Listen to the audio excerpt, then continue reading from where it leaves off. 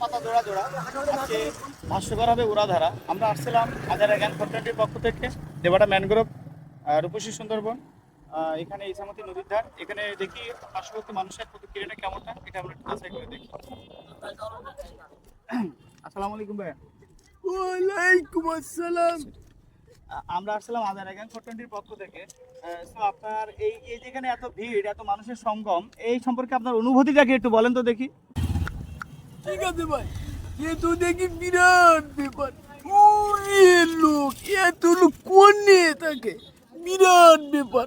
মোটে জায়গা নেই ভাই, তাই আমরা নদীর ধারে এসে বসে রয়েছি। আচ্ছা, এখানে যে এত জনবহুল লোকজন, এত জাম, এত ধুলাবালি, তার ভিতর দিয়ে আপনার কেমন কি লাগতেছে বলেন ভাই? ওরে বিরাট ফাইন, বিরাট ব্যাপার, বিরাট ব্যাপার। খুব পয়েন্ট, খুব পয়েন্ট।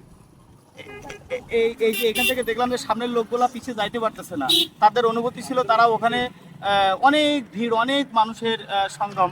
তো সেক্ষেত্রে আপনি কি সামনে গেছিলেন? হ্যাঁ ভাই, গেছিলাম, মোটে শ্বাস পাইনি। তারপরে আমরা আবার চলে আসছি এই যে নদীর ধারে।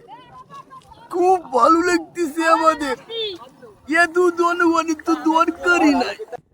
জায়গাও আমাদের, প্রতিষ্ঠানও আমাদের, শালা আমরা ঢুকতেই পারলাম না।